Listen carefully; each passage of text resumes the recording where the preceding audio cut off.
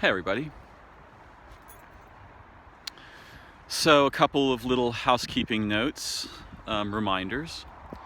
I don't expect anyone to find, I used to make videos in my house.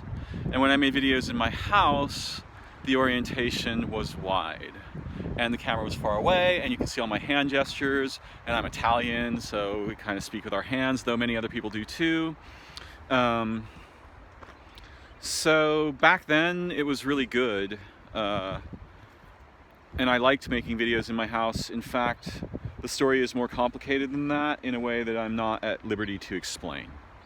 But there are some mysteries about me. These days I like to make videos when I'm outside, and right now I'm near where the owl nest is, and I'm seeing traces of owls. And I'm also near where the other day I stood on top of a yellow jacket nest like a complete idiot. But I like to make videos outside, and so what that means is you get the sort of, yes, I could turn the camera the other way, but it's much harder to carry comfortably that way. And even if I did that, you wouldn't see much of my hand gestures, so it wouldn't help a lot.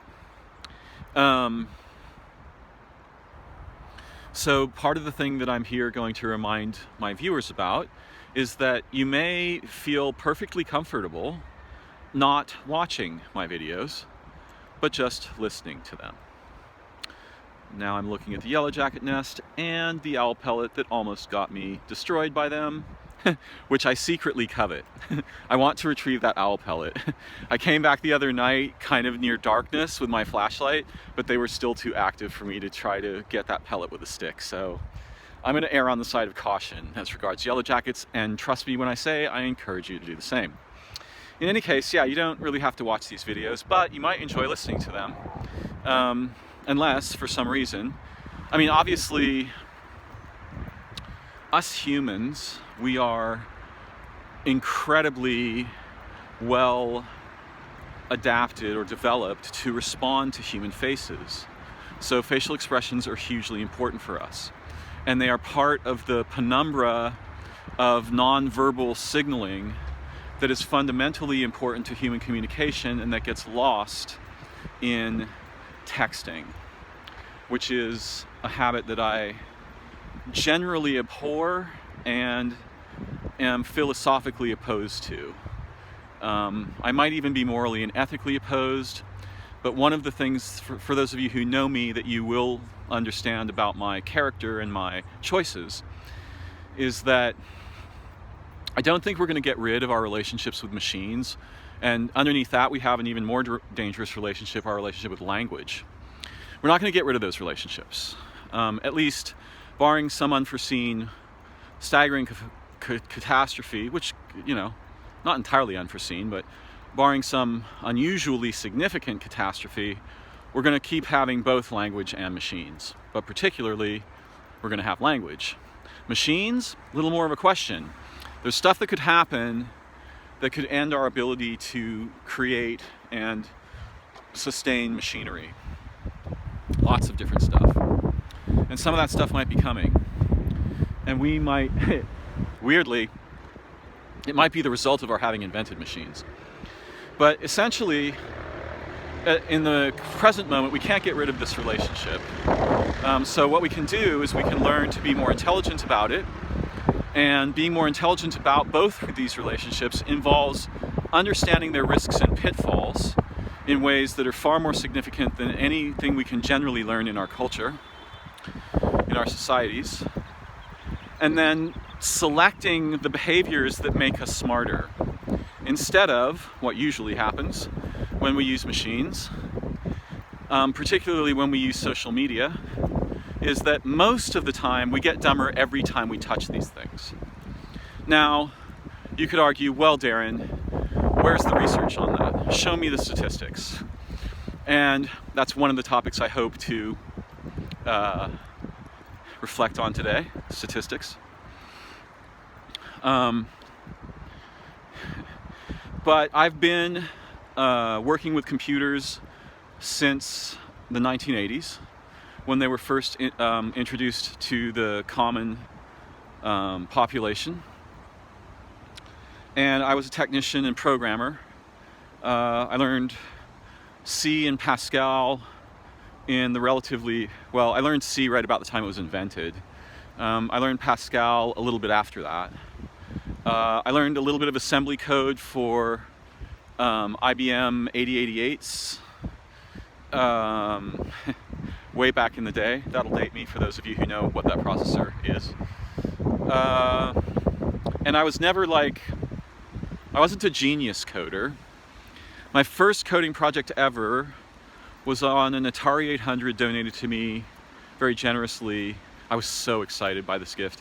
When my friend Martin Peters, who now I believe works for Google, and I used to hang out with these guys, Martin Peters, Andy Kogan, Ray Latham, Gregory Ward. Greg was the least geeky of us. Martin was an incredible math whiz, and he was so kind of word I can't find at the moment. He was a wrestler. He was a big guy, boisterous, very funny in the sense of being kind of awkward. Love these guys still to this day. I haven't spoken with any of them in forever. Ray went on to become a microbiologist. Brilliant fucking choice. Andy met a woman and became extremely religious, which was the least likely thing conceivable if you had known Andy prior to that, and wrote a bunch of Bible software. I don't know what he's doing now. Martin Peters works at Google and has for a good, I think, 20 years. But anyway, Martin gifted me with his Atari 800. And this kind of goes to the other, wow, it's weird, I didn't realize this. This goes to the other topic that I'm hoping to orbit and reflect on today, which is memory. So the two topics that I have in mind are memory and statistics. But computers, as you well know, probably, they depend for their operations on two crucial representations of biological assets, or what I would refer to as biocognitive assets, though they could be thought of as biorelational. Those assets are memory and storage. In any case, my first program in BASIC on an Atari 800, back in the days when we had to save programs to cassette tapes, though there were very expensive disk drives available at that time, the first program I ever wrote by myself without instruction in anything, really, because I actually never went to high school. I'm a self-educated person, largely. So the formal word for that is an autodidact. It just means, I think, self-teaching. In any case, the first program I wrote was a tic-tac-toe program that would beat you if it were possible. It turns out that tic-tac-toe games have a dependency on the first move. And I discovered this when I was attempting to build this program. And essentially I had to not teach, that's the wrong word. See, this is the problem. We think we teach machines things. It is not so. All we do is fill them with numbers. That's not teaching, right? And the fact that software and algorithms can improve their response to certain kinds of problems that we pose them has nothing to do with learning. It's not learning. It's code. It's basically the manipulation of databases. That's all it is. It's the manipulation of databases. So I built a database in BASIC using arrays that would allow the computer, then very primitive, what are those things? How much RAM did they have? So RAM is random access memory. ROM is read-only memory. And then and those are usually chips, right?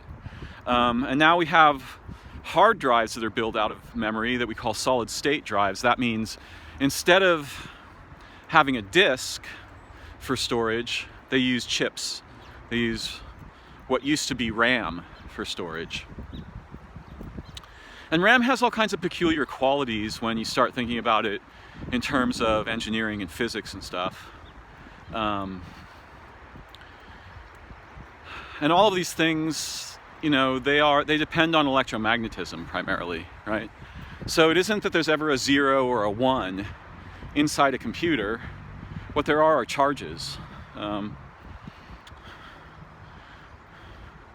It's not my intention to talk a lot about computers. However,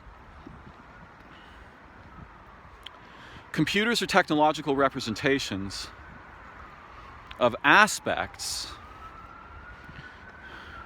derivable aspects of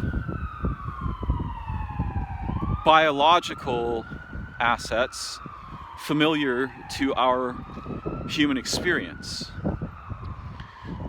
Primarily, the asset that is represented in computers is memory.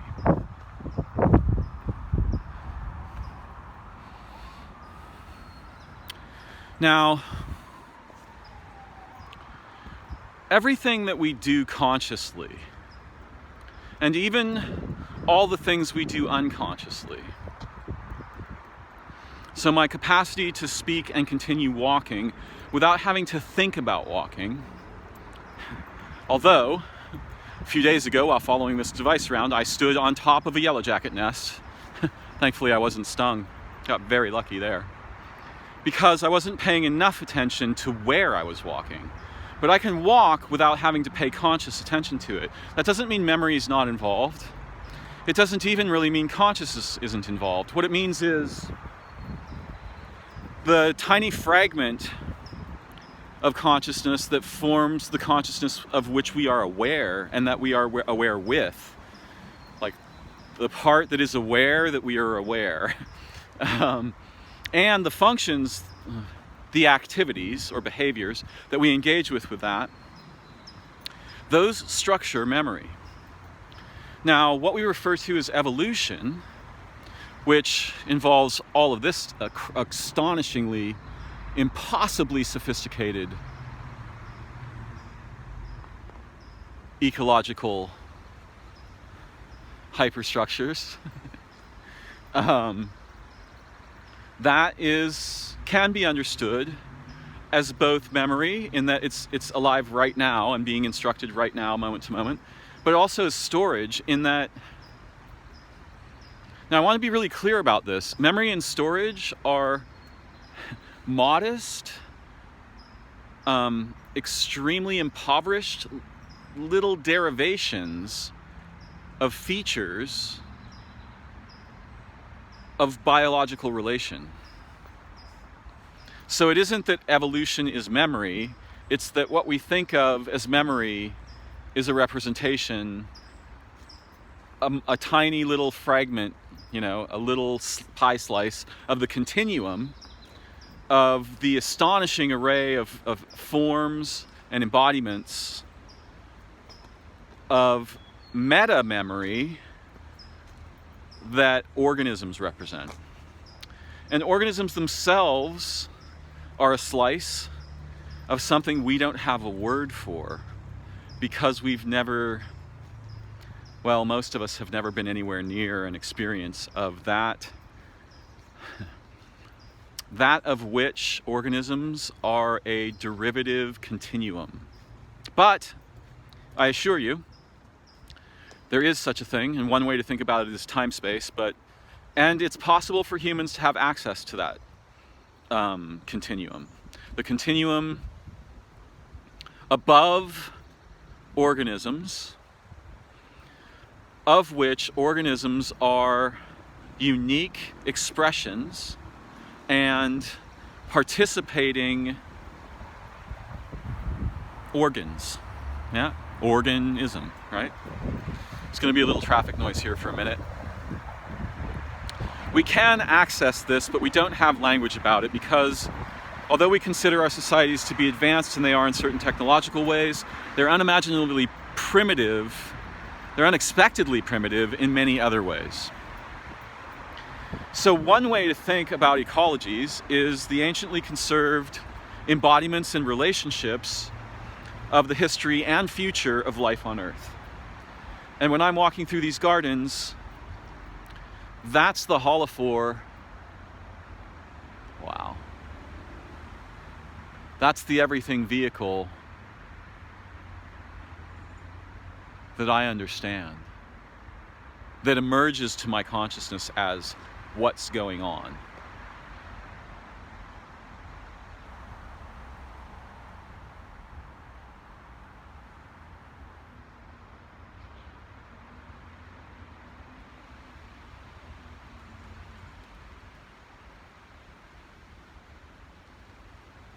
When I'm walking in the gardens, when I'm walking in nature, as opposed to the city's more like a computer. The nature is more like a living being, a living meta mind, right? It's that continuum that minds emerge as expressions of, right? So it's the meta position of minds and intelligence.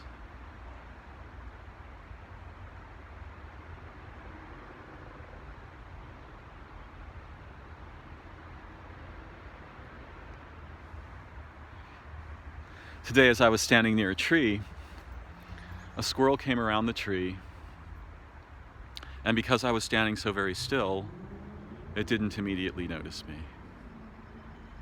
And by the way, one of the things you might notice if you observe animals carefully, but also insects, is that they will tend to track you with their right eye, if they can, if it's relatively reasonable to do so, if they think you are a threat. And this turns out to be important. Lateralization in bilaterally symmetrical organisms, like nearly all of the animals and insects we know, is fundamental to our way of being in the world, to our nervous systems, and to our cognitive inclinations.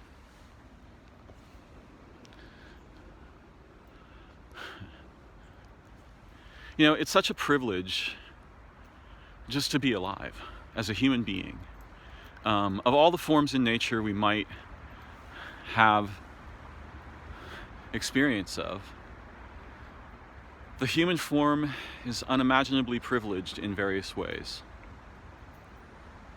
There are some ways in which it seems impoverished. For example, we don't have wings. And because we don't have wings, it's not likely that we think about the world and view the world and understand identity in the ways unique to beings that do have wings. And different kinds of beings have different relationships with wings. An eagle is a very different thing from a hummingbird, is a very different thing from a bat, right? But we humans occupy a unique, apparently unique niche in the evolution of life on Earth. And it's an astonishingly privileged niche. Unfortunately, it's so privileged that we are inclined to abuse it. And part of that inclination derives from our unique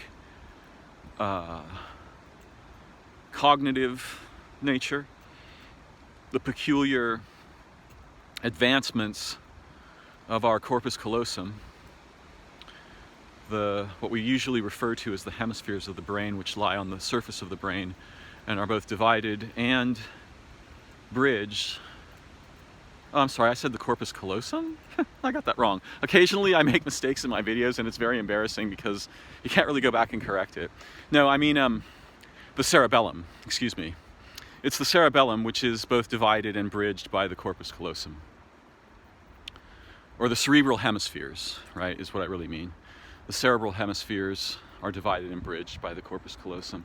Sometimes I get so excited that my mouth it's almost like there's a racehorse inside me, right? And it races ahead. It's so much faster than my mouth. And also, I want to slow down a little bit when I'm talking, so that the experience of listening is more soothing and enjoyable. I think most of us have enough tension in our lives these days. So I'm going to try and slow down a little bit. But sometimes I'm so excited about the topic that my mind is racing ahead of my mouth, and my mouth is sort of racing ahead of my error checking apparatus, although it's not apparatus, my error checking behavior. And so there's all these little problems, right, that I have to contend with.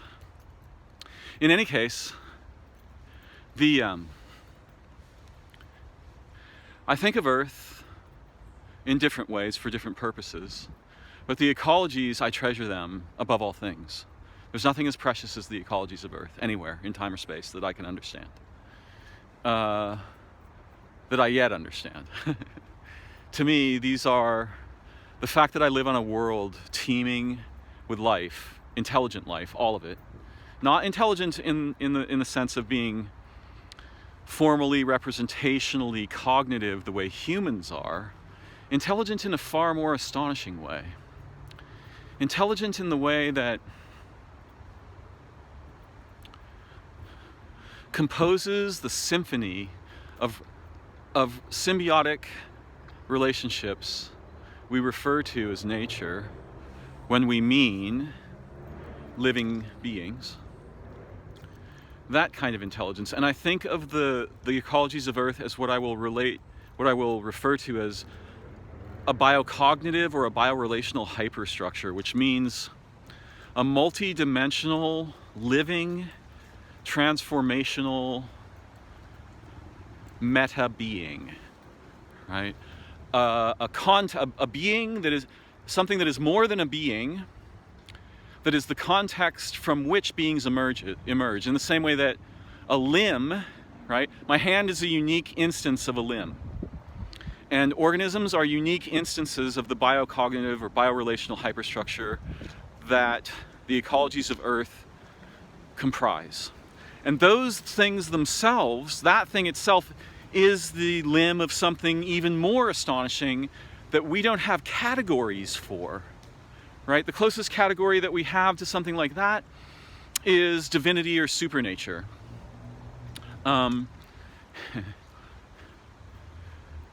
And the sun, interestingly enough, around here, is the most easily distinguished, right? The most easily noticed or point-outable instance of that which by its activity is inclined to produce biorelational hyperstructures as a result of what it is and is doing. So no sun, no minds around here, right? And that means that if you go upscale from, if you travel up the waterfall of origination, right, away from Earth toward the nearest thing that is that without which you don't get minds, you find the sun. And so in a way, all of the minds and memory and even our language and our relationships with it, they are expressions of the sun. They are because the sun is. Now, long ago, our language that we speak in the United States, the language that that people who speak English speak is actually the simpler way of saying it. I don't know all of its roots. You know, some of the roots go back to Pi, which is Proto-Indo-European. And some of the roots, you know, trace their origins to Greek and Latin. But our language is a bit of a conglomerate. We've adopted words and ideas from a variety of cultures over the evolution of human consciousness. One of my very favorite topics, because I want to know what it was like to have a mind, say, 8,000 years ago, or 20,000 years ago. And one of the most astonishing books, which for all of its errors is still exceptionally profound, is It's the first book that really introduced me to the topic of the evolution of human consciousness. Is a book by a man named Julian Jaynes, and hopefully I can remember the title. The Evolution of Consciousness in the Breakdown of the Bicameral Mind. And one of the things that Julian kind of got right, even though he had parts of it backwards, was that there are sort of two conflicting aspects, right? The same way that, in a sense, one can imagine that the right half of my body, which is connected primarily to my left cerebral hemisphere, and the left half of my body, which is connected primarily to the right cerebral hemisphere, are in conflict. And it's actually that conflict and the negotiation of balance between them that allows for me to be intelligent in the sense that we might use to indicate the capacity for insight. Also the capacity for engineering and the capacity for the recognition of value, or what is a way of saying more than value?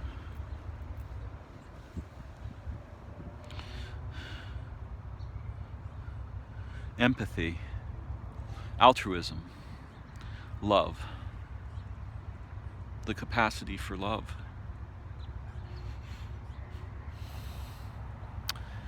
And when I see the living things, the living beings, my intellect is overcome, you see?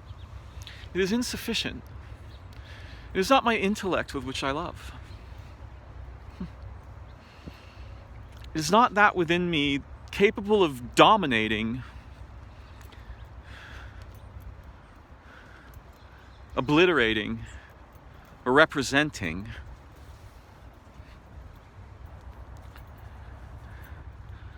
the classes and categories and functions and behaviors and likenesses and catalogs of living beings. It is not.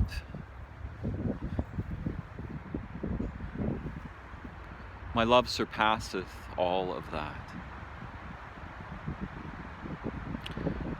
And though it was not my intention to speak about love, raspberries, not yet ripe, but one day soon. It was not my intention to speak about love. And yet, love and memory, these have a deep relation. However difficult it might be to circumscribe or explain or analogize it at the moment. Now, I have models that allow me to do that. And they're quite profound, and they don't come from me. They come from a place beyond me that I don't truly understand but have had experience of.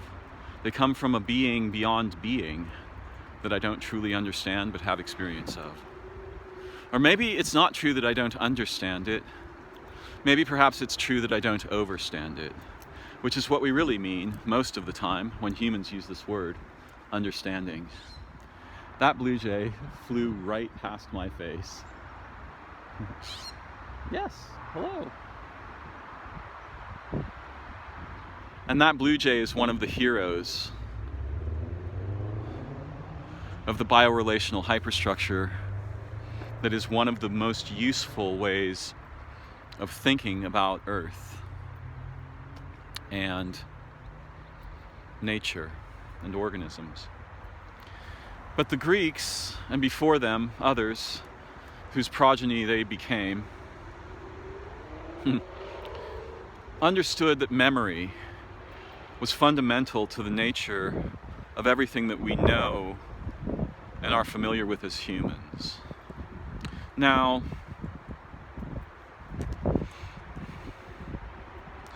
human consciousness had to evolve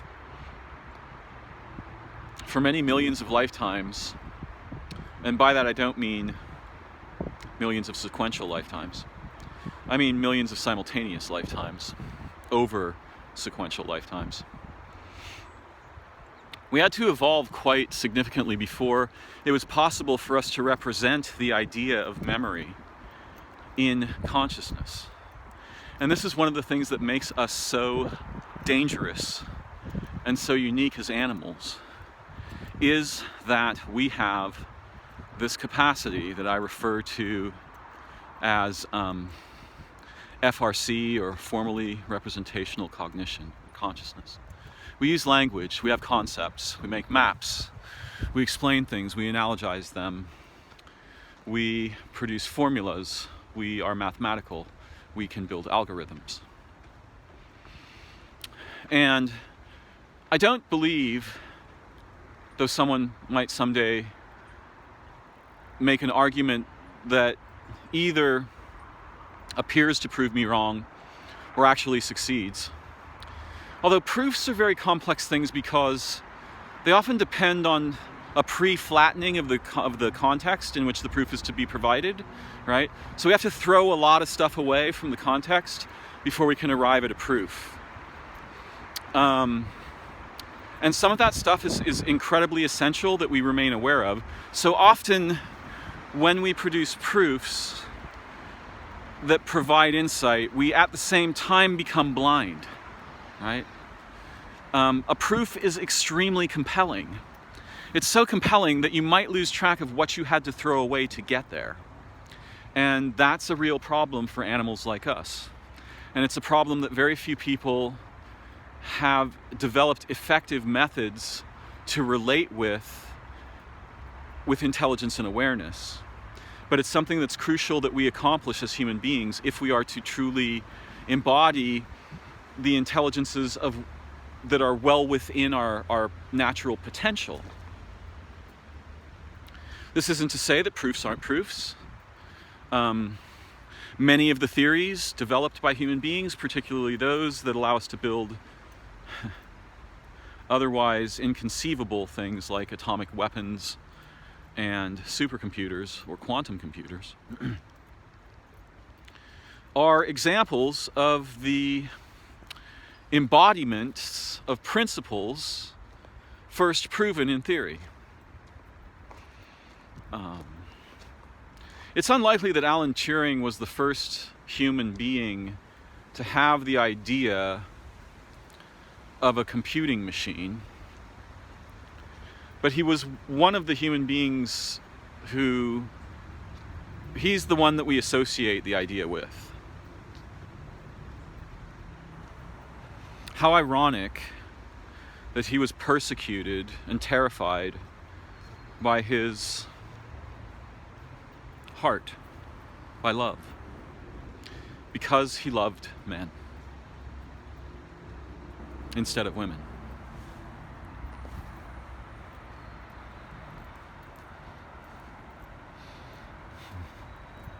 Memory. When we use our minds. Now see that language right there? Extremely untrustworthy. This is one of the problems with being an FRC, right? Is that we have language and we are inclined to allow it to lead our intuitions. And even our intuitions can go awry because they can become confused by the profusion of representations that our minds naturally produce.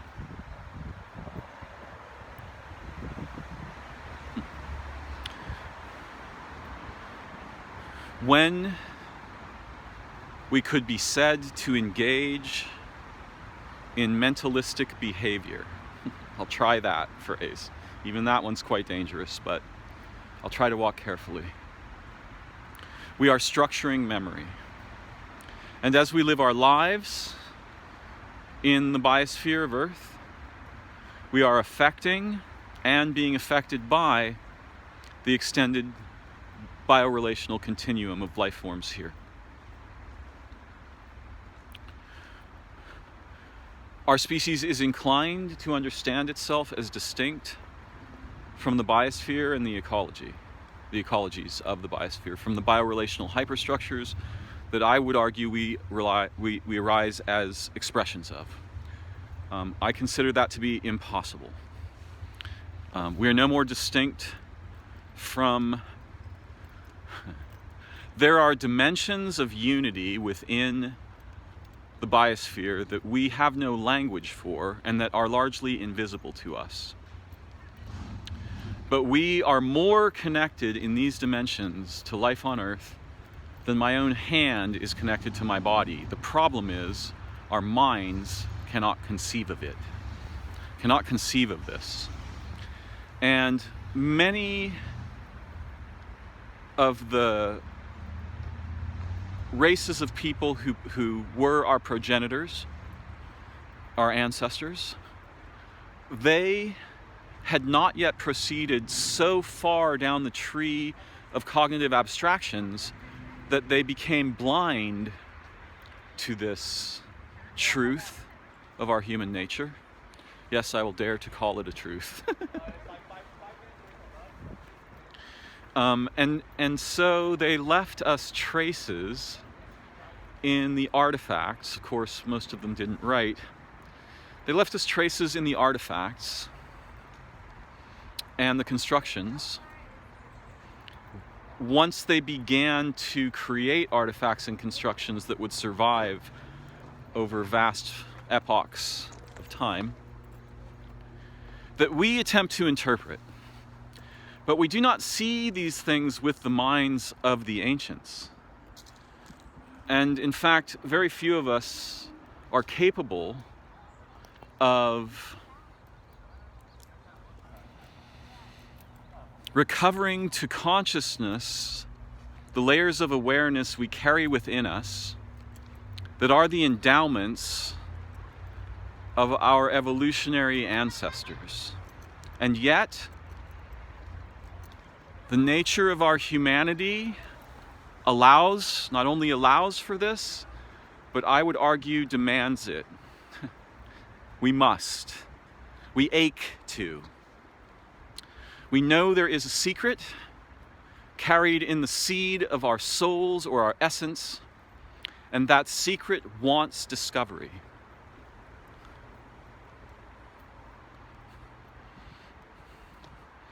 And I am lucky to have glimpsed it in my lifetime. For so few human beings will glimpse it, though they will know the ache. They will recognize that of which I speak. Whether or not they've had a glimpse, they will know. These words will resonate with those who understand the direction in which I point. And it's not a direction humans have language about. Our categories, the categories of moderns, they're too abstract. We've come too far. We've come so far we've become blind to things so fundamental that it would be unimaginable. If we were to meet a group of humans from 50 or 100,000 years ago, they would be able to see and show us things within the living world so astonishing that we would gladly dispose of all of our technologies to merely glimpse them. And I know this to be true, for I've been privy to such glimpses. And not, as many might imagine, as the result of the use of intoxicants, but as the result of adoration, of love so pure it rises beyond the capacities of words or models to convey. Love for living beings, love for all the living beings in all their forms and kinds. And that felt sense I trust more than all my intellect, however joyful my relation with it, however fierce my expositions. And that love is memory of a different kind. It's memory of communion.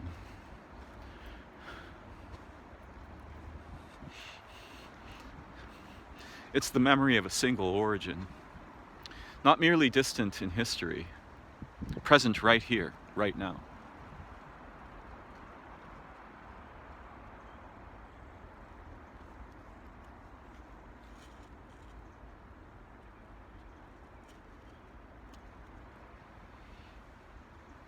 Obscured by the intensity of intellect and modeling and language and habits of thought and abstraction, derivation, distinguishing, relation, purposes that drive habits. So I am fascinated with the topic one might refer to as the developmental evolution of human consciousness. There may well have been a time, as Julian Jaynes argues quite convincingly in his partially confused book, that I can easily excuse the confusion for the brilliance therein hidden. There might have been a time when it was impossible for me to understand myself as a distinct self, when in fact the idea of myself did not exist, and what instead happened was I experienced the urgings of what could only be understood as gods within me. And I had nothing like the formally representational memory I now have. What I had instead was something so strange to us moderns that it's difficult to describe. I had a dreaming path in life.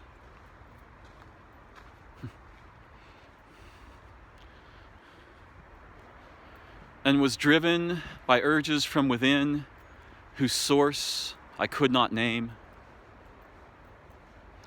And this seeming speculation is quite profound and useful whether or not it is true.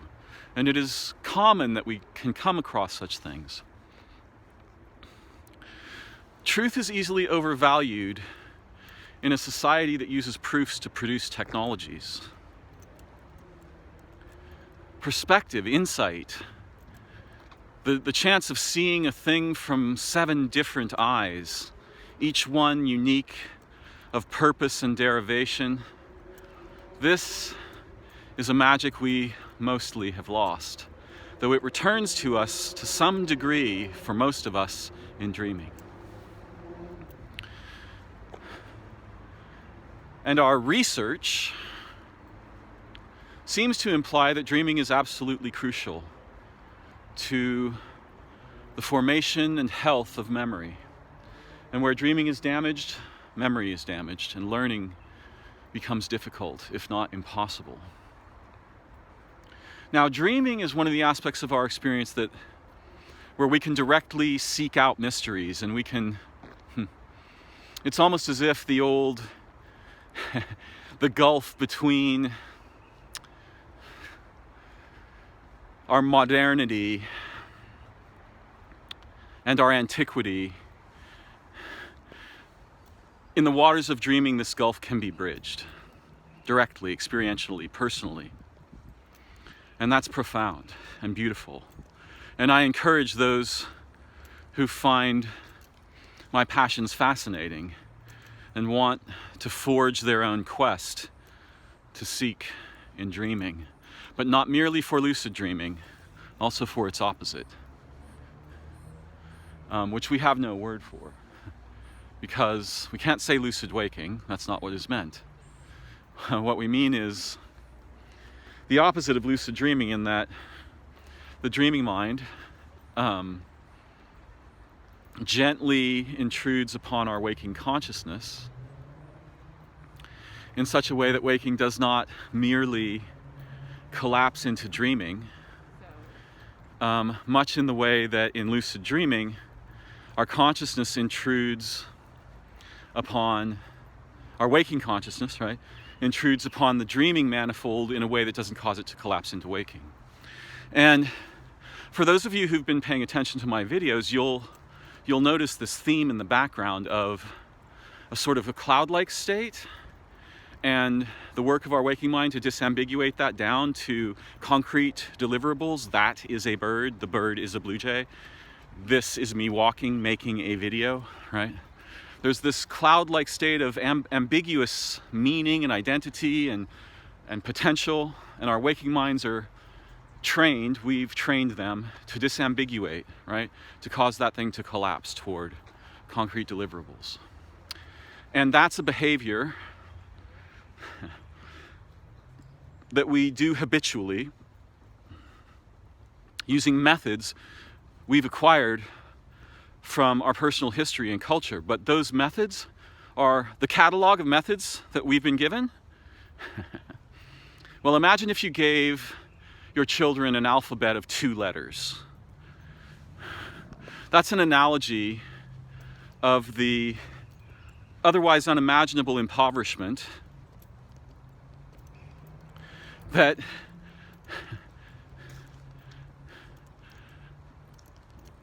I don't even know what to say. I'm so overwhelmed. That's an analogy of the impoverishment of methods that we acquire from our common cultures compared to those we've access to. And because there are no humans near us who produce and distribute better methods, we tend to stay with our little 2 to 3 letter alphabet. And as you can imagine, that limits the kinds of words we can form. I mean, with 2 letters, there's literally only 2, well, let's see, there's 4 words you can form. 5 if we count, a few more if we count absences, right? But yeah, 2 letters, 4 words. We'll call them A and B, so we've got A, B, AB, and BA, right? And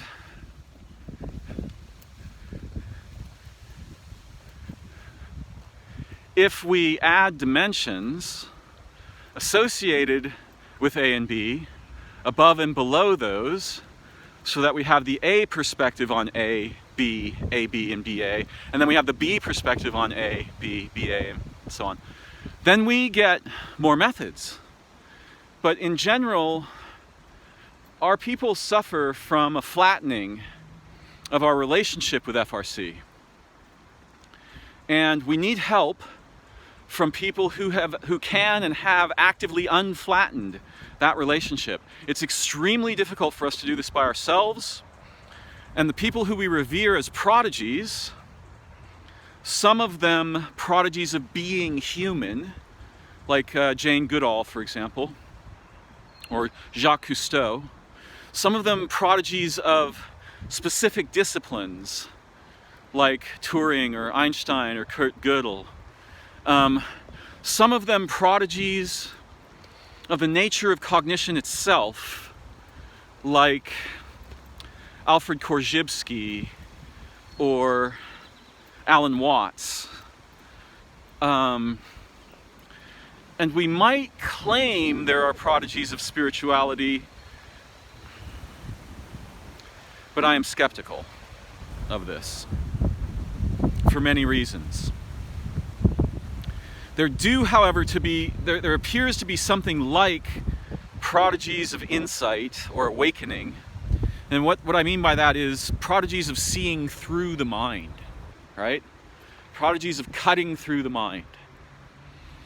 And these might be people like Dogen, or perhaps in modern times, John Tarrant Roshi, one of my old teachers. And there are also perhaps prodigies of recovering the mind of the ancients within us. But these are very difficult to point to. Julian Jaynes is one of the only easy examples. Bruno Snell, I think, wrote a book called The Discovery of the Mind, if I'm remembering correctly. It's very important, because we don't realize that It is generally common for us to believe that a person who lived long ago essentially had the same kind of mind we have, and they did not. And there's all kinds of reasons why they did not. The sun and the earth were younger and different. The ecologies were profuse and unspoiled. Our people grew up during a paradisical epoch of Earth's biological development. And the intelligences of the ancients partook of that unimaginable profusion of life and intelligence. Not the kind that we have, not FRC. Intelligence in relation, forms of relation that became forms of intelligence in the ways they structured memory. Now, most of what I've done today is hint toward things, toward perspectives and assets we contain and are unaware of, largely. And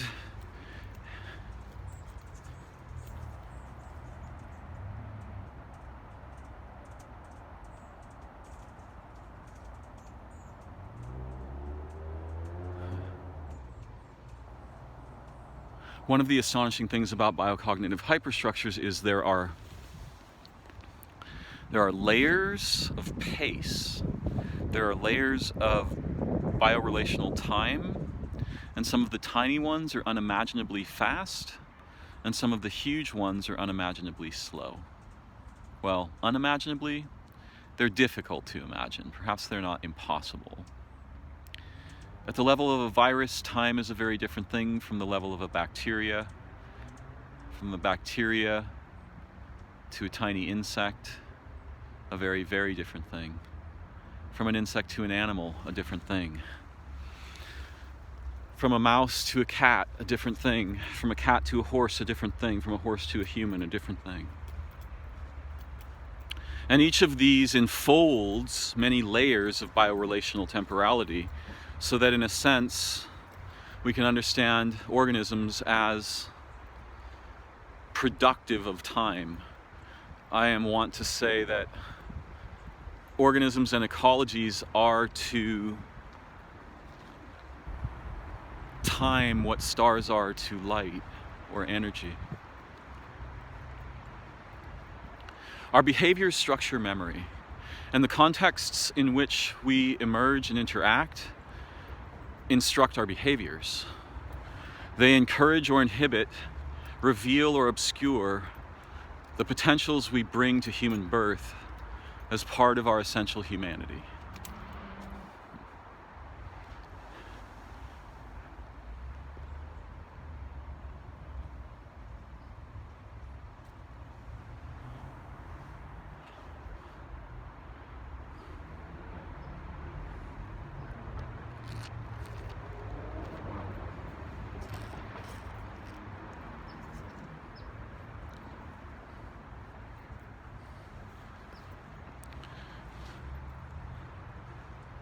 And so where those contexts are crude or mechanical, where they are domineering or enslaving or rapacious or cruel or vicious or impoverished, we become blind.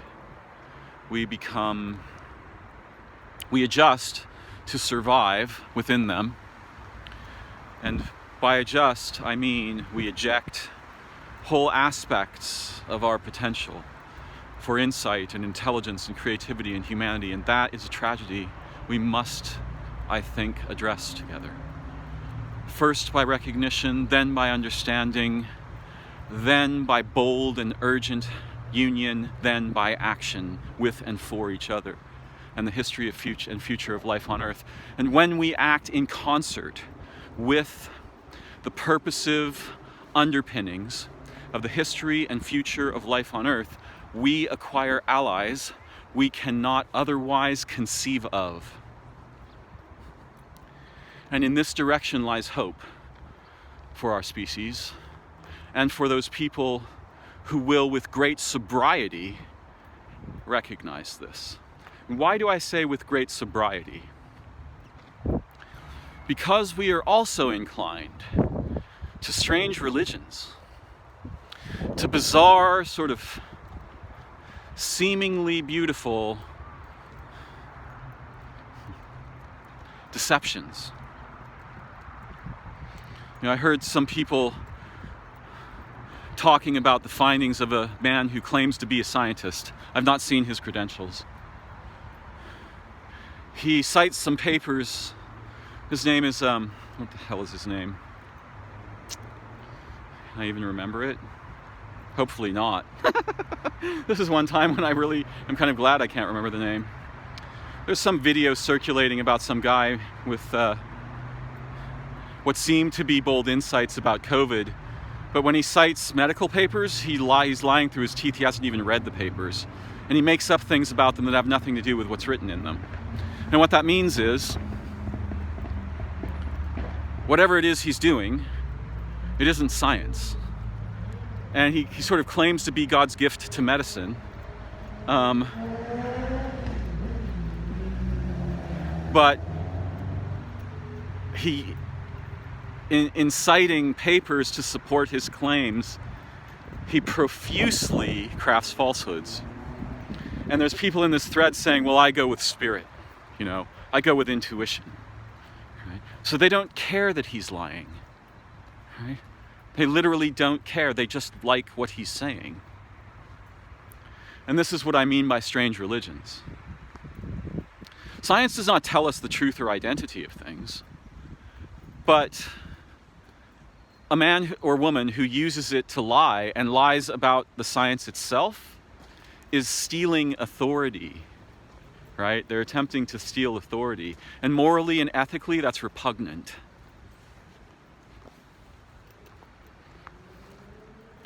And this is why we should carefully vet people who claim to have authorized insight. Now, science, I'm going to depart the topics I've been orbiting here and hinting at, and I'm going to move toward the other part of the discussion that I wanted to have today, which is very delicate and relates with what I'm talking about. So this scientist, this supposed researcher, gosh, I do wish I could remember his name. I'll add it to the comments on the video. He claims that, he cites a paper claiming that it found that 42 viruses were found in people who had been thoroughly tested and shown to be healthy, uninfected people, thousands of them, and yet when we look in their blood, we find HIV, we find all these other viruses. And this is part of his really bizarre argument, which, like many sort of conspiracy theorists, there's half-truths involved. Yes, the world is filled with viruses. Yes, there are probably thousands of different kinds of viruses in our bodies. However, he's lying about the paper because the paper does not say anything about having any. It actually says the opposite of what he says. None of these people were tested for pre-existing conditions. Whereas he claims that their blood was they were thoroughly tested for pre-existing conditions before having had this analysis done on them, and that the analysis found, all these viruses in their bodies, and yet they weren't having symptoms. Well, that's not what the analysis did or found. First of all, none of the people were tested for pre-existing conditions. So the cohort included people who had HIV or HPV or HSV or, a number of other viruses. And what the goal was to establish what the virome, what the human blood virome might contain. And what that means is not which viruses are in your blood. It means if we survey your blood and we discover little chunks of viral DNA, we can determine with a modest degree of confidence to what you have somehow been exposed in your lifetime. That doesn't mean you got a virus. That doesn't mean a whole virus entered you. That means that somehow little pieces of viral DNA got into your bloodstream. And that could be by viral exposure. You might have had a disease or have a disease. But he makes the claim that the study found, all these viruses in people. Actually, the study wasn't looking for viruses. It was looking for viral DNA. And it's very important to understand that when we test, there's different ways we can test blood for exposure. And one of the common ways of testing is to look for fragments of a specific virus's DNA or antibodies to a specific pathogen. This doesn't tell us necessarily that there are whole viruses in the blood. In fact, it tells us the opposite. The study did claim that it made some modest effort to look for whole viruses, but that effort was not part of the study. So in essence, this guy is basically just boldly lying about the study, and he's lying about it in a way that he's using to support his pet theory that is nonsensical, which is that all of us have HIV and HSV and da-da-da-da. We have all these diseases, and what actually is going on is just that our immune system isn't very good because of, problems in the environment. Now, again, half-truths, right? Our immune systems are sensitive to problems in the environment, not a joke.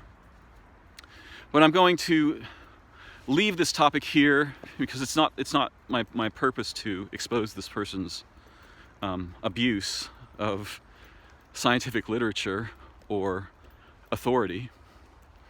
But when you see someone attempting to steal authority from science or religion, you should have a moment's pause and be skeptical.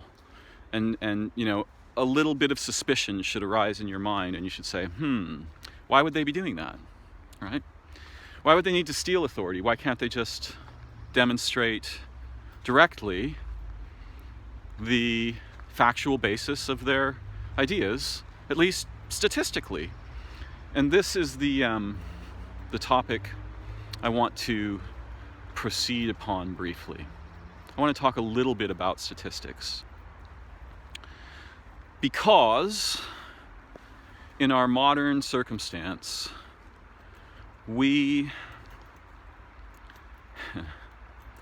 so look, scientific research forms a continuum between totally unreliable and very reliable.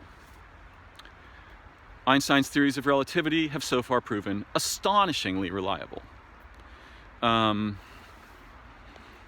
The theory of there being an ether in the universe has mostly been disproven. Or, what's the other word? It'll come to me. In any case, one of the things that's going on these days is humans are using statistics to try to determine how threatening a phenomenon is or isn't. And there's not really too many terrible problems. Well, different people would see this differently. Nassim Nicholas Taleb is aware of gaping holes in our relationships with statistics. He's not the only one, and he's kind of a pain in the butt for various reasons, brilliant though he is. There are people whose headlights are so fucking bright that it blinds them, and he might be one of those people, and in some dimensions of my own life, I am one of those people. And that's how I know about that problem, because I experience it with myself. In any case, there are lots of problems with how we use statistics, and it's very easy to write science papers that give the appearance of having correctly derived evidence when in fact they did no such thing. As a person who works directly in a scientific editing company with a neuroscientist, and I've been doing this now for 15 years, I've spent thousands of hours talking with him about how papers can be forged, flawed, and still get published, how they can fail in peer review to be properly disambiguated, how peer review can be manipulated. All of these things are true, right? It doesn't mean we can't trust science. It means that just the same way when you consider whether or not to eat a piece of food, right? You're going to do some disambiguation. You're going to kind of sniff it, maybe, right? You're going to watch the other people eating the food. You're going to intuitively have a sense of whether it's okay to eat this food or drink this drink or not. And we have to do the same thing with science. We can't just presume that because a paper is published that its claims are true, but unfortunately we're in a worse position than that because most of us can't read a science paper and determine whether its claims are true or not. We depend on others to do that, and the vast majority of us don't even get that far. We depend on people in the media to tell us what science papers, what research papers have discovered or not discovered. And those people in the media are mostly either unequipped or intentionally spinning the findings to produce a result that will get them more airplay. So us common people in the media environment, we are in an array of traps. And it's a very dangerous array, particularly as it relates to statistics and science. And right now, people are having little wars with each other on social media and in their lives and with their families over their preferred methods of thinking about topics, right? Like the person I said who posted this guy's a video of this supposed scientist and said, well, I don't really care if he's lying. I'm going with spirit or intuition. Right? This is what I mean by religion. We have informational religions these days. We have statistical religions. Instead of having the capacity to together adeptly disambiguate information that we can derive from circumstances and testing and situations, we have actually pretty much the opposite of that. And this is one of the grave dangers of the kinds of minds our modernity equip us with, if you could call that equipping. It's almost a kind of crippling attachment. It's almost, one other way to say it would be the kinds of minds our modernity parasitizes us with. So what I want to say briefly, and I know this is a radical change of topic from the paean to intelligence and biorelation I was singing a moment ago, but it's related because this is the shadow of, this is the dark side of memory, right? This is the dark side of structuring behavior with our minds and structuring memory with our behavior. We have this problem with statistics. Now, first of all, what I want you to understand is there's a couple of sort of precursors I want to introduce. And the first is that statistics will never catch up to the situation they are modeling.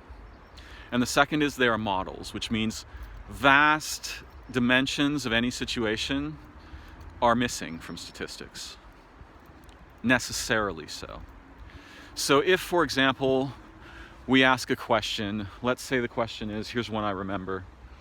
How many birds are killed by power transmission in the United States in a year?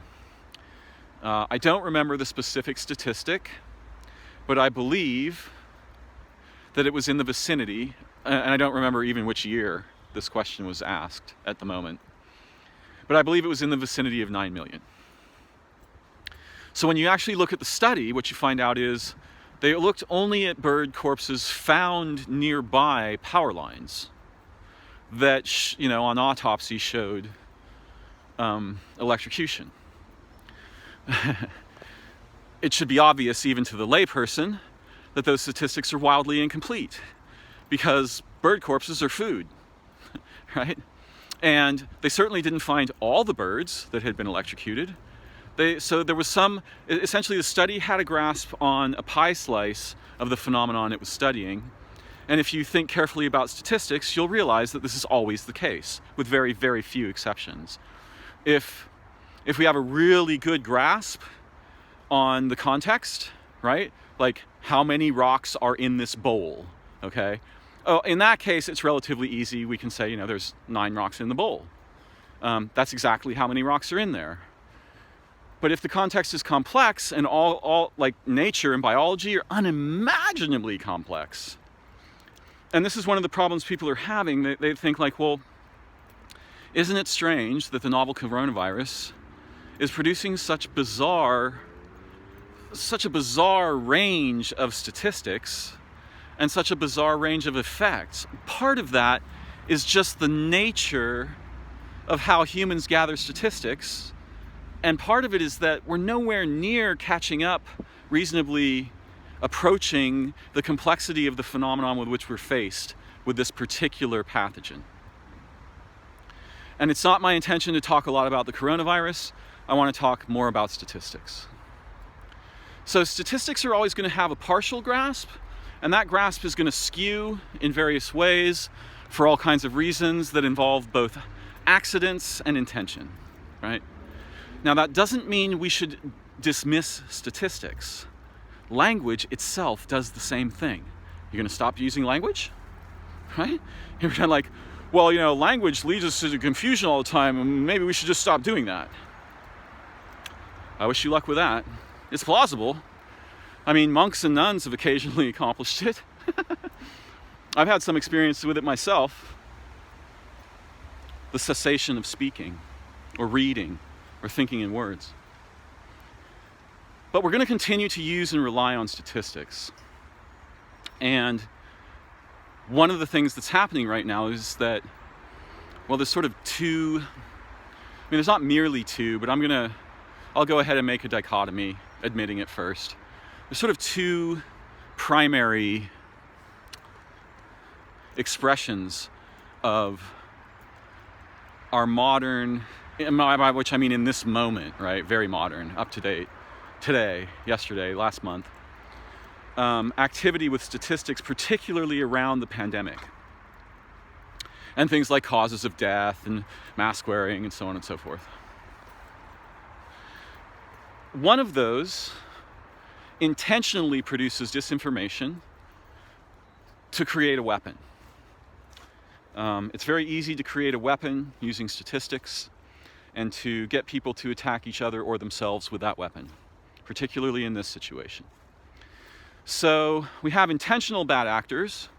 We have accidental bad actors who either don't produce the statistics properly or don't produce them accurately.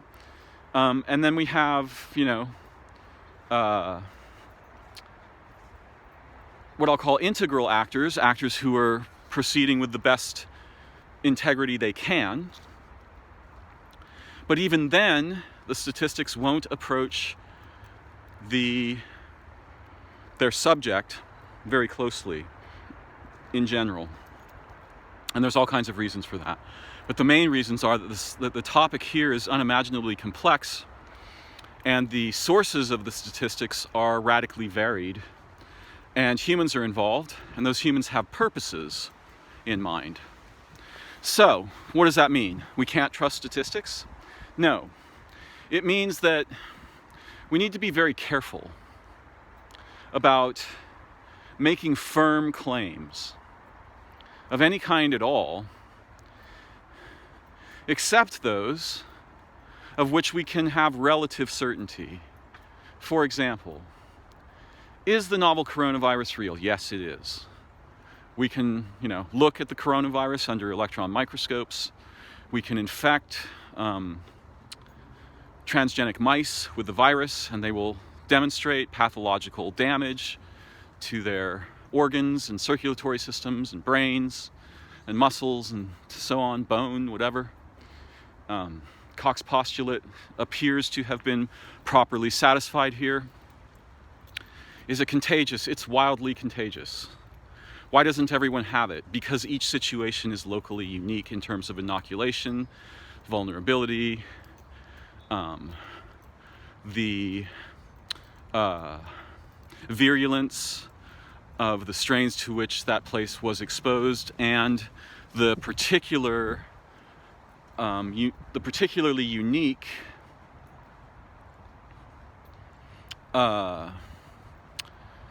characteristics of a given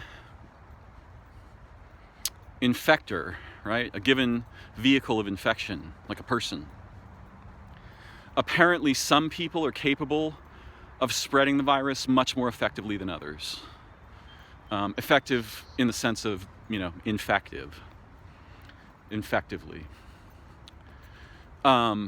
Is it lethal? Well, many people there's a reasonable number of people who acquire the virus that are killed outright by the virus.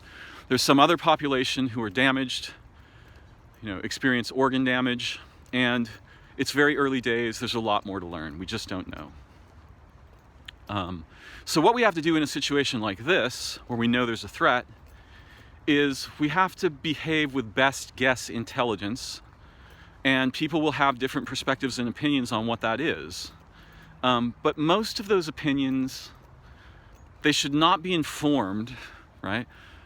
Our opinions about epidemiology and virology, these should not be informed by politics, right? That's cross-contamination of knowledge spaces. So they need to be informed by the people who are best educated to understand and report on and provide reliable, as reliable statistics that are as reliable as we can get. And we have to be able to disambiguate, we have to be able to distinguish between statistics that are as reliable as we can get and that are best guess evaluations of a threat that is certainly credible, to make determinations about our behavior. Now, there are political aspects to the problem, but I'm going to leave those alone. I'm here to talk primarily about how statistics are confusing, and that the fact that they're confusing doesn't mean we can dismiss them. Nor can we really go shopping in sort of social media for the statistics we like best. And this is another common thing that's going on. And by the way, all of this is related to the behavior of formally representational cognitives and what they do, the purposes for which they employ mentalistic behavior and their predilections to fall victim to certain kinds of habits or contagiously virulent perspectives. And I'm sure that what I'm saying here is complicated because I've often argued that the word because most often begins a lie in English, and I think it's probably true. Like that's the word with that weird quality. Because part of what I'm telling you is both that we can trust and we must mistrust statistics. And if you say, well, Darren, you're telling me to do two things that are in conflict, I'm going to have to agree. But what I'm saying is the same thing that I would say about science papers, research papers, particularly in non-mechanical fields, like biology or epidemiology or virology, pathology. We have to get the best data we can and continue to realize that while the data and statistics are wildly incomplete, and as that process continues, we're going to undergo probably catastrophic restructuring of our perspective as we get a better understanding of the whole, as we continue to include more and more information and complexity around the phenomenon we're studying. Here's an example. Originally, osteoblasts. Okay, osteoblasts, I think, assemble bone, and osteoclasts, I think, tear bone down. And we thought originally, and our research papers demonstrated this, that was the correct way to think. That the assemblers of bone were sort of the intelligent cells, and the destroyers of bone essentially just followed the instructions laid down by the assemblers. Turned out that eventually we found out the opposite was true. It's the destroyers of bone, the cells that tear bone apart, that lay down the signals for the builders. This was quite surprising. We wouldn't have, that was contrary to initial scientific intuition. And we're going to see, transformations like that in our understanding of any biological phenomenon that we're using statistics to understand. Not necessarily it's going to just flip over and invert, but we're going to make discoveries that were unexpected, unprecedented, unintuitive. Now everyone has their preferred perspectives, but what I'm trying to explain is that the fact that we can do research and can derive statistics does not mean the statistics are trustworthy, particularly when they're done by amateurs who have little understanding of the nature of statistics themselves, right? They're just pulling numbers from somewhere. They're not actually running statistical analyses. And there's a lot of that going on. There's a lot of sort of citizen analysts chiming in about the novel coronavirus. And by the way, when they do that, they are not acting like scientists, okay? Here's the thing that's really important to understand about science. Science is auto-conflicting, which means that you don't set out to champion a theory, you form a theory and set out to defeat it. That's the opposite of what citizen analysts are doing. Citizen analysts are setting out to prove a pet theory and not conflicting with it at all, right? So that's the least trustworthy kind of statistics you could possibly produce in terms of scientific validity, right? So I just wanted to talk a little bit about this very complex topic, statistics, and particularly statistics about biological phenomenon. Most of what we have is extremely tentative, but when we have scientific research, at least we have the intention to defeat our pet perspective starting out. That gives us, that's where validity comes from, right? It doesn't come from asserting something. It comes from attacking it from every angle you can possibly think of until all those angles have been exhausted, and then you've got something that's relatively trustworthy for the moment. That may change in time. So I'm hoping that we can learn to understand that together about statistics in general and how we think about and relate with and produce graphs with and share these graphs on social media and attack other people's ideas and so on and so forth. Because what's going on right now is a nightmare of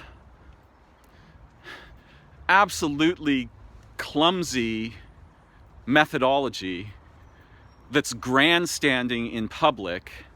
And I mean, we live in a time and with a president where lying is celebrated, right? The more you lie, the better it is. Just like the woman in my news feed who's like, I don't care if that doctor's lying. I like what he's saying. He's a scientist. You don't get to like, you can like what he's saying. I can't stop you. But kindly don't go around deceiving other people with your disease, So you think he's cute or something. Good for you. Don't tell people his ideas are true when he's lying about science in an attempt to validate them. That's a really dangerous idea, and it's the kind of behavior that's become very common. And one of the reasons it's become common is that the single male human being, the idea that we would elect a single male human being to lead a nation is insane. But the single male human being, I guess I'm gonna credit him with that description, with calling him human, because it's only categorically true.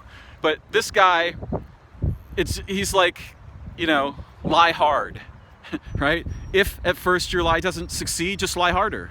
And the reason that can happen is that there are no consequences for lying as the president of the United States, which is insane.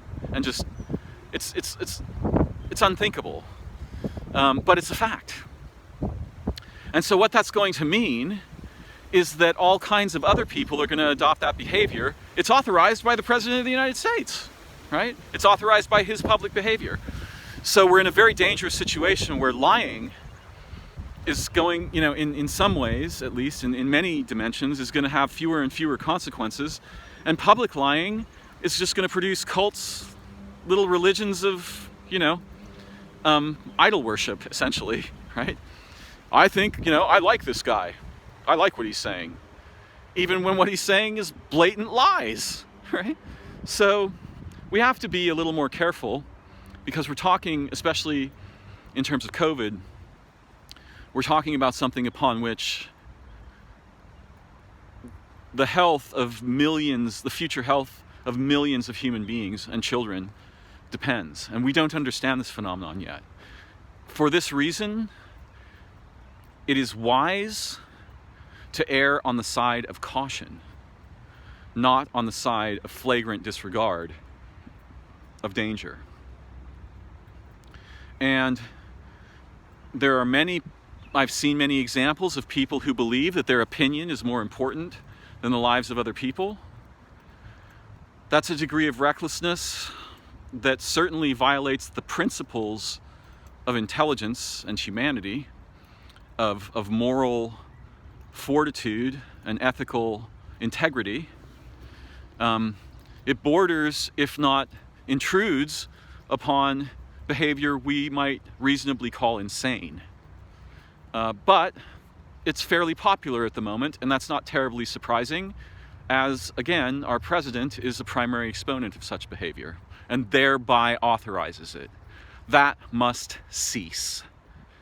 As American citizens, we have to put an end to that behavior forever. We need to make it impossible for that to ever happen again. This example must become the moment whereby education we ascend beyond this kind of crisis, together with and for each other, forever.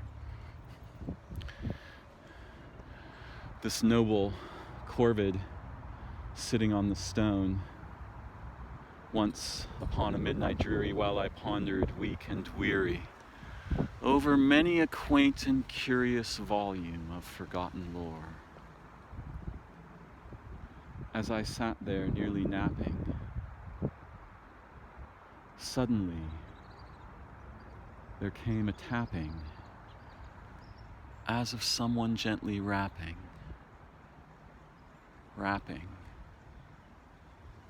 'At my chamber door. "'Tis but the wind," I muttered. "Only this, and nothing more."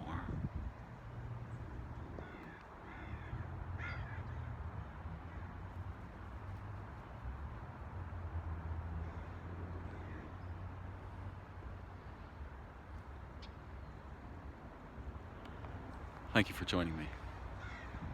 I look forward to our next adventure.